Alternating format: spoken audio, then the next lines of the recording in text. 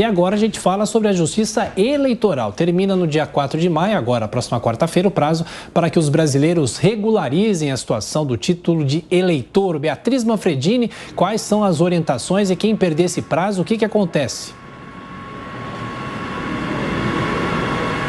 Quem perder o prazo, quem não regularizar a situação, Thiago, não vota. O que é muito grave, a gente sabe que todas as eleições são importantes e essa mais ainda. A eleição desse ano escolhe o presidente da República, né? Escolhe também os governadores, senadores, deputados federais e também deputados estaduais. Então é uma eleição muito importante, todo mundo precisa se programar para regularizar a situação até quarta-feira agora, dia 4 de maio. Quando a gente fala de regularizar a situação, a gente fala de pessoas, por exemplo, que precisam pagar alguma multa, né, por não terem votado em alguma eleição, que tem algum problema com a justificativa de falta, ou mesmo pessoas que querem tirar o título de eleitor pela primeira vez, o prazo é o mesmo agora, 4 de maio, quarta-feira, também para transferir o título de um lugar para o outro e também para atualizar algum tipo de dado que por acaso tenha ficado errado no sistema. Para tudo isso, o prazo então termina quarta-feira agora, dia 4 de maio, e é muito simples de fazer a regularização.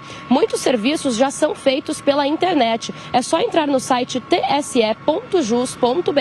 Ali tem uma seção chamada Situação Eleitoral. A pessoa clica ali, coloca os dados, né, nome, CPF, e consegue conferir se tem alguma pendência para ser resolvida ou não. Também dá para fazer esse processo para conferir se tem algum problema, alguma coisa desatualizada, no aplicativo e-Título. E claro, além disso, para quem preferir resolver presencialmente, também é possível. É só comparecer a um cartório e verificar ali quais que são os problemas, o que precisa ser resolvido, atualizado, ou mesmo tirar um título novo, né, fazer a transferência, como a gente comentou agora há pouco. No caso dos cartórios, é interessante a gente dizer que em muitos estados, em muitas cidades, os cartórios estão fazendo jornada estendida nesses próximos 3 dias. Então hoje, segunda, terça e também na própria quarta-feira. Na capital paulista, por exemplo, os cartórios vão funcionar até quarta, entre 9 horas da manhã e 6 horas da tarde. Então, né, Thiago, fica a dica, não tem nem desculpa para não dar aquela olhadinha e ver se precisa regularizar a situação eleitoral ou não.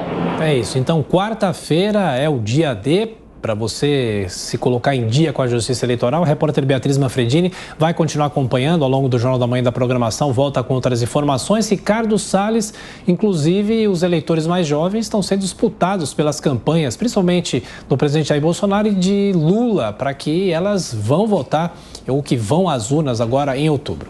Pois é, justamente a esquerda está achando que a juventude é toda esquerdista e vai se surpreender, porque há muitos jovens, a Paulista ontem mostrou isso, que há muitos jovens que são bolsonaristas, que entendem os verdadeiros desafios no Brasil, sabem justamente que nós estamos numa situação e que é preciso olhar para o futuro. O futuro é aquele que os países ricos já trilharam, de uma pauta conservadora, princípios liberais, defesa de princípios que hajam em favor do empreendedorismo, de um menor tamanho do Estado, exatamente o contrário do que defende a esquerda atrasada, sindicalista, retrógrada brasileira. Basta olhar o que eles fizeram na Argentina, fizeram na Venezuela, o que é Cuba e o que estão tentando fazer lá no Chile.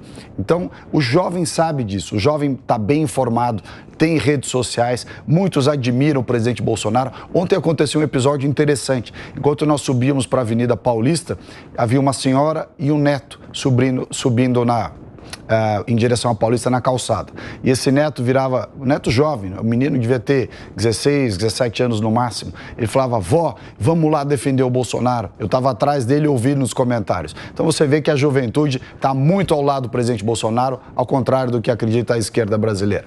Voto no Bolsonaro do jovem.